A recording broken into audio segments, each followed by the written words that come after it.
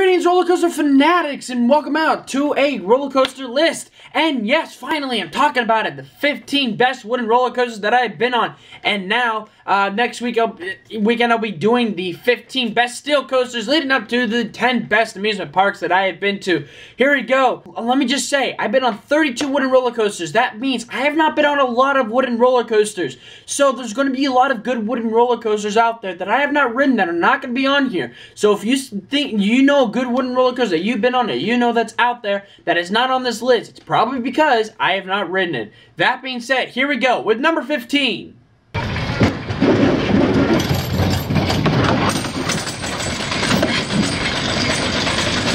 If you ever get a chance to go to Knoebels, definitely ride this. This is a great ride, so much fun. And it gets long lines though because it has a very horrible capacity. But I mean, that's what happens when you create a roller coaster that's so hard to build. I mean, it took them 6 years to finally get this thing to actually work. And even then, there's still some tweaks in there that I won't really get into that really let you know that this thing is hard to build and maintain, but it is so much fun. It's intense, twisty, and just downright fun.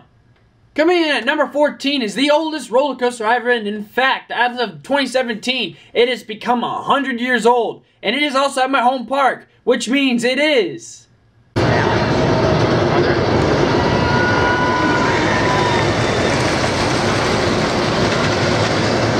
such a great roller coaster. This thing hauls. There's a reason why it's called the Wild One. This thing is ejector, airtime. It is fast. It catches you off guard. And it is, by golly, a great wooden roller coaster. That double helix at the end will plant you in some intense G's, forcing you to the left side, and it is great. Although, in a little bit of dips, it does tend to become pretty rough. Alrighty, just like Wild One, number 13 is also a classic, and it is also the only wooden roller coaster at this certain park, and that is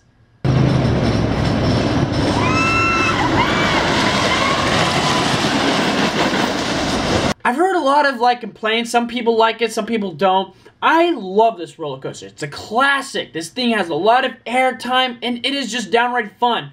I will say, one, it is short. And two, it does have its roughness like Wild One, especially on the dips. It does have its roughness. And I'm not a big fan of the big headrest seating on this. I feel like they can just remove those and it would be a lot more fun because your body does get thrown around all over the place. But this is a really classic fun ride, and I'm still glad it's here at Cedar Point. Okay, number 12. If you've ridden the clone of this roller coaster and hated it, don't worry. This one's not bad. And you can already tell what it probably is, and that is this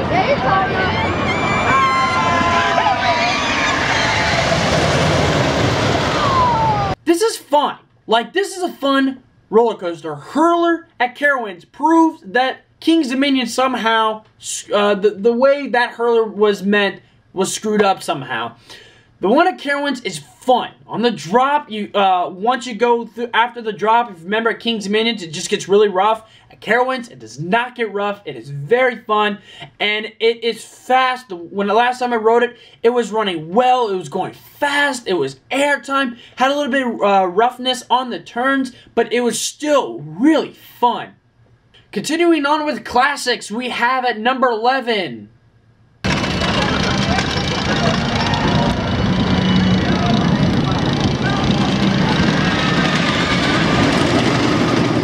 Love this roller coaster. This was a surprising ride for me. I thought it was going to be okay, and it was great. It was fun. It was a classic for most of the time, but what really got me was that double helix. You are going to get thrown into the left side of the trains the entire time in that double helix, and it is great. There is a reason why there's no such thing as a single rider on here. This thing is intense, and it is so much fun. Alrighty. We are down at our top 10. And top 10 classic Woodies as well is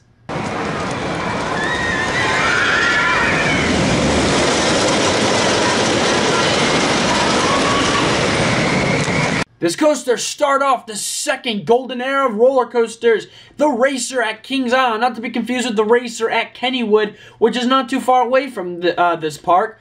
This thing is great. Oh, wow. No wonder why this coaster brought back the golden era. It is fun. Airtime is phenomenal. Although it does kind of slow down a little bit. It does feel like it coasts towards the end. And the airtime is not as good.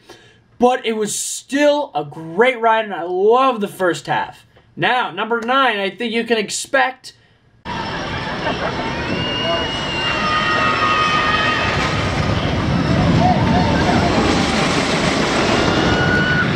Yes, Rebel Yell.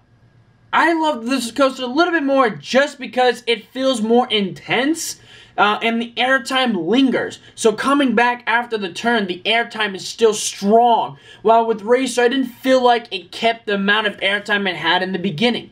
But that's just me. That's how I felt the experience. I might have ridden Racer on a bad day, but Rebel Yell, I've ridden it lots of times. It does get rough on the dips, which is unfortunate. But who knows? Maybe that will change with the retracking of the new drop of Rebel Yell. Coming in at number 8 is also at King's Dominion.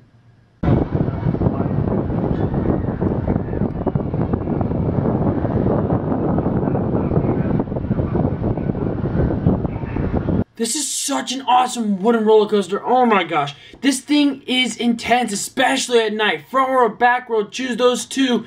And then just have fun at night. You can't see a thing. This thing is secluded in the Virginia forest. It is that awesome. And oh my gosh. It is crazy. Yes, it can be a little bit rough, but the airtime is amazing. And it is intense. It is definitely my favorite wooden roller coaster at King's Dominion. And number 7 is also a secluded wooden roller coaster at the sister park. And of course, if you don't know, that is...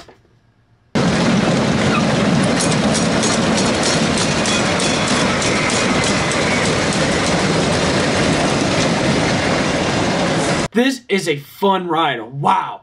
It blew my mind when I rode it at night. In the daytime, it was fine. It was enjoyable. But when I rode it at night, there's just another element to it. You're just going so fast, speeding through the Ohio Valley forest at 60 miles per hour more. And it is awesome. So much fun. I will say, though, I'm not a big fan of the double helix. I'm one of those people that just, it feels like something to make the coaster longer, which is nice. And it has its moments, but... overall, just the first half before the second lift hill is so much fun, and I love it. Alright, just missing the top 5. So sorry, but a couple of other coasters are a little bit better than you. This coaster was in my top 5 for the longest time, but now it has come down to number 6, and that is...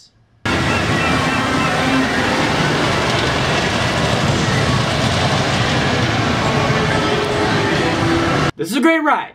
This is a fun GCI. But I was disappointed in the back row. It was pretty rough and not as enjoyable. Front row at night, this thing is so much fun. This thing has a nice twistiness, lots of nice airtime hills, and it's fun.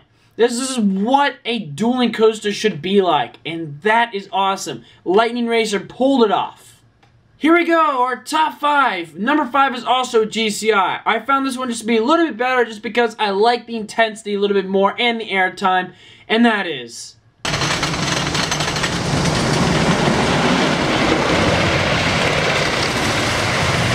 so much fun. This thing was a surprise. It looks small, but it is impactful. The airtime is phenomenal. Great ride, so much fun. A little bit short, which was the sad part, but it packs a lot. And that 90 degrees caught me off guard too. Wow. Alrighty, coming in at number 4 is...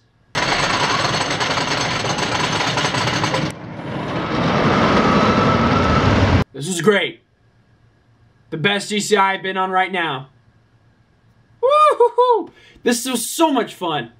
Wow. This coaster pulls off a lot of intensity. This thing is fast, twisty, airtime all over the place.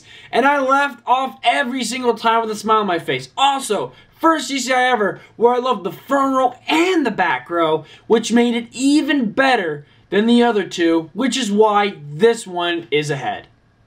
Alrighty, top 3. Here we go. I haven't been on this roller coaster in 3 years, and it's still in my top 3 to this day, which means it's got to be good. And everybody knows it by now. Number 3 is...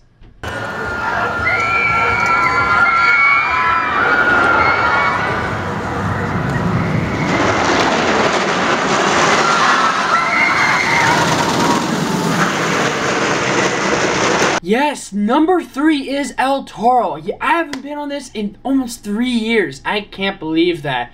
This was fun. I loved it. I rode it front row at night, back row at night.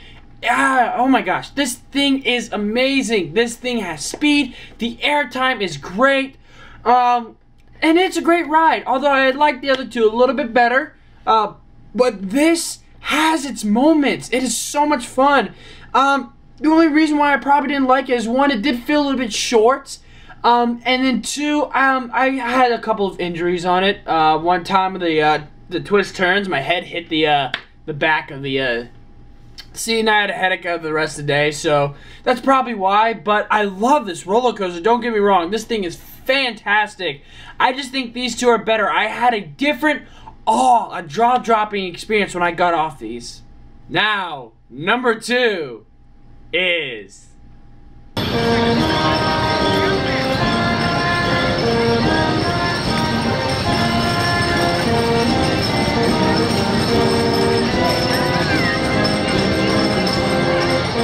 A lot of you are probably just like, this is not a roller coaster. What are you talking about? This thing just does not look good.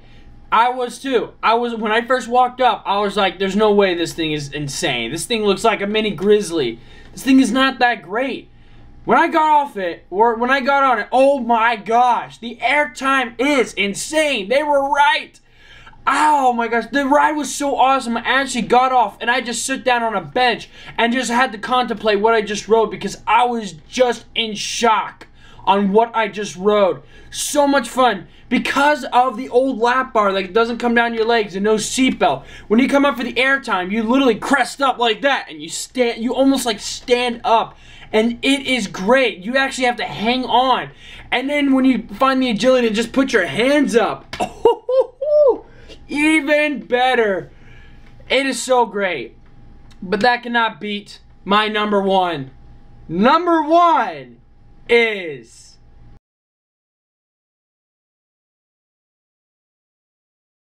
Sorry for the lack of footage, but I actually have hardly any footage of this roller coaster because I didn't really film at this park when I was 14 years old. But I love this roller coaster. I rode it twice, front row, one at the daytime, one at nighttime, and I was blown away. RMC, it's the only RMC I've ridden to this date, if you exclude the rollback on Lightning Rod. It's the only RMC I've ridden to this date, and it was fantastic. This thing is insane. The airtime is nuts. This thing was so intense, and I love going upside down. There's a different feeling going upside down on this wooden roller coaster than any other inversion I've ever been on. It is so great. The lap bars make it even better. I do not have a problem with them. I thought it was freaking awesome, and this ride blew my mind so much. It was great. So thank y'all for watching this, my 15 best wooden roller coasters that I have been on. What are your 15 best? Let me know in the comments below. I want to hear what coasters that you've been on, I probably haven't been on yet, that you would like to say was a good ride. Let me know. I want to hear your thoughts. Thank y'all for watching. And as always, roller coaster fanatics, keep coasting.